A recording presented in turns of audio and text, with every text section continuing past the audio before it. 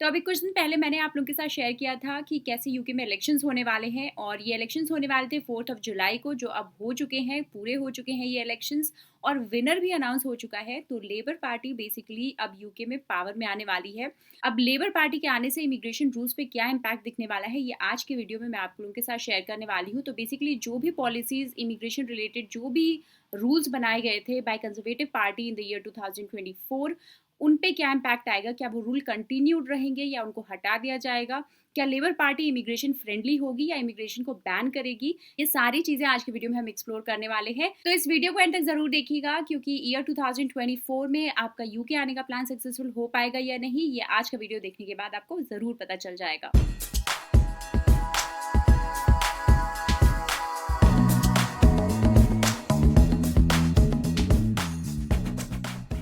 Hello and welcome back to my channel Indian company in England. मैं हूं Twinkle और मैं इन्फॉर्मेटिव कंटेंट बनाती हूं related to UK visa, UK immigration and UK lifestyle. So if you are interested in such topics, please consider subscribing to my channel. तो year 2024 की starting से, या फिर आप कह सकते हो कि ईयर 2023 के एंड में ही जो यूके की गवर्नमेंट थी उसने काफ़ी सारे चेंजेस प्रपोज किए थे इमिग्रेशन पॉलिसीज़ में, क्योंकि यूके में इमिग्रेशन काफ़ी ज़्यादा बढ़ गया था। अब मोस्टली सबको ही आइडिया है कि वो पॉलिसीज़ कौन सी थी। अगर आपको नहीं पता है तो आप मेरे चैनल पे पुराने वीडियोस देख सकते हो, उसमें आपको पता चल जाएगा कि 5 ऐसी कौन सी पॉलिसीज़ थी जो यूके की गवर्नमेंट इंप्लीमेंट करने वाली थी 2024 में, और ये पॉलिसीज़ इंप्लीमेंट हो भी गई थी।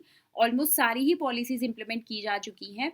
बट अब यूके में जो रूलिंग पार्टी है वो चेंज हो चुकी है। तो पहले यूके में थी कंजर्वेटिव पार्टी, बट अब वो चेंज हो चुकी है टू लेबर पार्टी। अब अगर रूलिंग पार्टी चेंज होगी तो ऑब्वियसली वो अपने साथ कुछ नए पॉलिसीज लेकर आएंगे, कुछ नए रिफॉर्म्स लेकर आएंगे। बट उससे भी ज़्यादा जो इंटरेस्टिंग चीज़ है वो ये जानना कि क्या जो एग्जिस्टिंग जो बैन्स लगाए गए थे, जो सैलरी थ्रेशोल्ड बढ़ा दिया गया था, क्या वो अभी भी रहेगा या नहीं। तो सबसे पहले स्टार्ट करते हैं इलीगल माइग्रेशन से। तो यूके में इलीगल माइग्रेशन काफ़ी ज़्यादा बढ़ गया था और मोस्टली ये जो इलीगल माइग्रेशन हो रहा था वो हो रहा था स्मॉल बोट्स के through.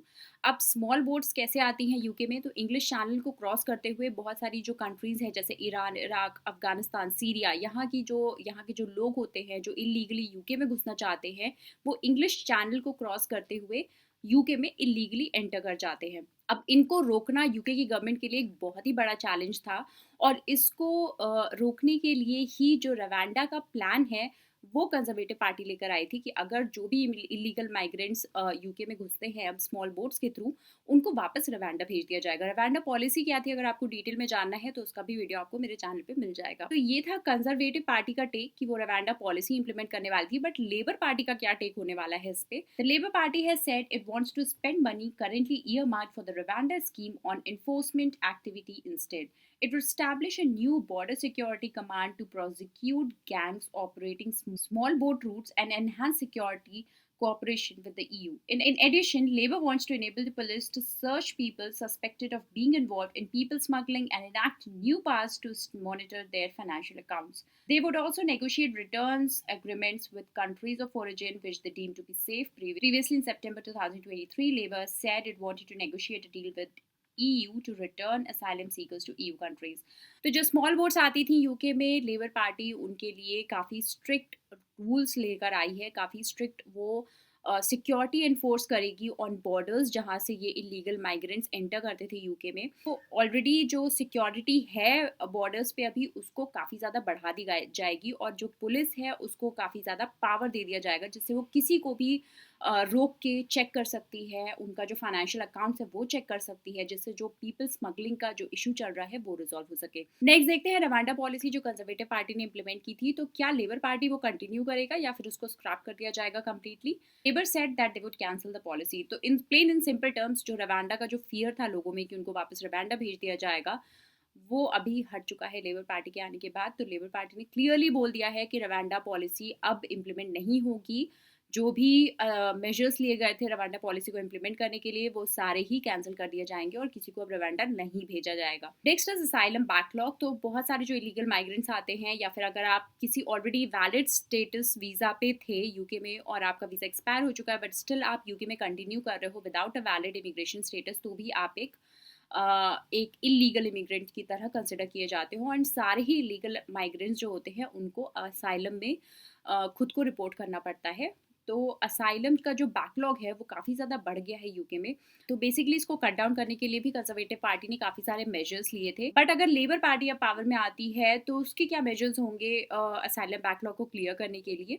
To clear the asylum backlog, the Labour Party would create a new fast-track returns and enforcement unit with an additional 1,000 staff to process claims. Separately, Keir Starmer has said that the Labour Party would process asylum applications from people who have arrived in the UK since the Illegal Migration Act was enacted. तो basically 1,000 और staff को recruit किया जा रहा है जिससे जो asylum के बैकलॉग्स थे वो जल्दी से क्लियर हो पाएँ। तो बहुत ही क्लियर और क्रिस्प इन्होंने सोल्यूशन दिया है जो असाइलम बैकलॉग बिल्डअप हो रहा था उसके लिए। तो इलीगल माइग्रेशन के बाद अब बात करते हैं लीगल माइग्रेशन की। तो जो लोग लीगली यूके में आते हैं उनके लिए भी काफ़ी सारे पॉलिसी में चेंजेस किए गए थे, काफ़ी सारे उनके लिए प्लान्स इंप्लीमेंट किए गए थे। अब क्या ये जो पॉलिसी इंप्लीमेंट की गई थी, क्या लेबर पार्टी भी सेम पॉलिसीज रखेगी या फिर उसको चेंज करेगी? So first of all regarding the net migration levels, तो first of all the net migration level तो 2024 में ये एनालिसिस किया गया था। इनफैक्ट 2023 में ही एनालिसिस कर दिया गया था कि यूके में जो नेट माइग्रेशन है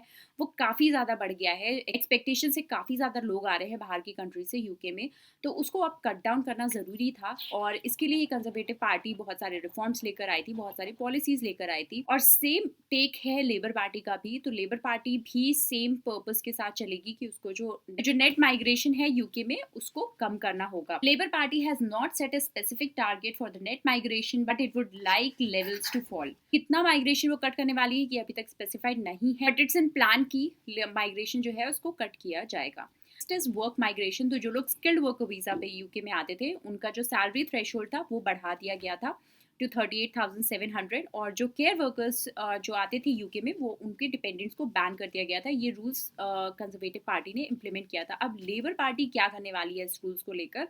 So the Labour says that it would ask the Migration Advisory Committee to review the impact of raising skilled worker salary threshold to 38,700, but the ban on the care worker dependents would be retained. Salary threshold बढ़ाया गया था skilled worker visa वालों के लिए, उसको review किया जाएगा फिर से। ये बहुत अच्छी न्यूज़ है जो लोग स्किल्ड वर्कर वीज़ा पे हैं यूके में। तो जो सैलरी थ्रेशोल्ड है उसको रिव्यू करने को बोला गया है मैक को, का क्या इम्पैक्ट पड़ रहा है। बट केयर वर्कर्स पे जो डिपेंडेंट्स को बैन किया गया था वो बैन अभी भी वैसे ही रहने वाला है। Next is the changes on the student visa. तो स्टूडेंट वीजा पे जो लोग यूके में आते थे उनके डिपेंडेंट्स को भी बैन कर दिया गया था आफ्टर 1 जनवरी 2024। तो लेबर पार्टी भी इस बैन को रिटेन करने वाली है, मतलब ये बैन भी कंटिन्यू रहेगा in 2024.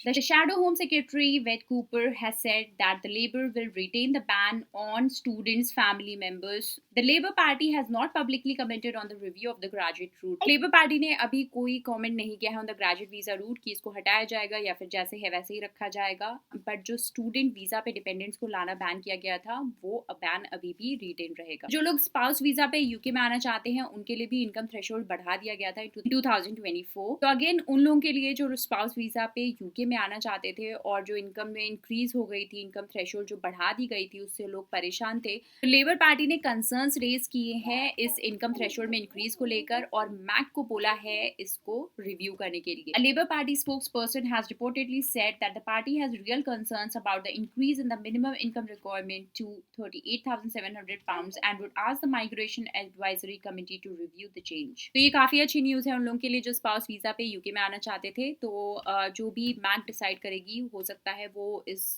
जो इंक्रीज़ की गई थी उसको फिर से पहले जैसा कर दे या फिर जो इंक्रीज़ इतनी ज़्यादा ड्रास्टिक इंक्रीज़ की गई थी उसको वो थोड़ा सा कम कर सकते हैं। Next policy is related to immigration fees. तो इमिग्रेशन फीस को बढ़ा दिया गया था इन ईयर 2023 और लेबर पार्टी ने अभी तक इस पर कोई भी कमेंट नहीं किया है whether they want to keep this increased immigration fee or they want to reduce it further. The Labour Party has not said whether it would keep the application fees and the immigration health surcharge at their current levels. Next is for youth mobility scheme visas. तो youth mobility scheme already जो India के साथ चलती है उस पर कोई impact नहीं आने वाला है, बट जो कंजर्वेटिव पार्टी थी वो उसको एक्सपैंड करने की कोशिश कर रही थी to other countries like Spain, Germany etcetera, basically to EU countries. But Labour Party ने ये बहुत ही क्लियरली बता दिया है कि they have no plans for introducing youth mobility scheme for EU countries. In the response to EU's proposals, the Labour Party spokesperson said that the party has no plans for youth mobility scheme with the EU. Next is regarding the exploitation of the care workers. तो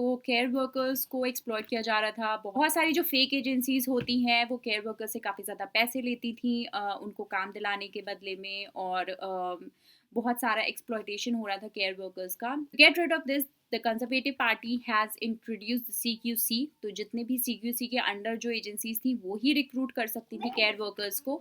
तो अब ये तो introduction किया था conservative party ने. अब labour party का क्या टेक होगा इस पर. तो लेबर पार्टी ने कुछ भी बहुत ही क्लियरली नहीं बताया है whether they will retain CQC और not, but they have said that the investigations will take place. तो अगर कोई ऐसे एम्प्लॉयर्स पाए जाते हैं जो एम्प्लॉयमेंट लॉज है उनको फॉलो नहीं करते हैं, उनका ब्रीच करते हैं, तो उनको बैन कर दिया जाएगा. बेसिकली ये था लेबर पार्टी का टेक इमिग्रेशन पे. और आपको अब बहुत ही क्लियरली पता होगा कि लेबर पार्टी जो अब यूके में पावर में आ चुकी है ऑलरेडी, वो क्या करने वाली है इमिग्रेशन रूल से रिलेटेड, और उसके अकॉर्डिंग ही आप अपना यूके आना प्लान कर सकते हो. अगर आपको कोई भी डाउट है आज के वीडियो को लेकर तो आप प्लीज़ हमें कॉमेंट सेक्शन में पूछ सकते हैं.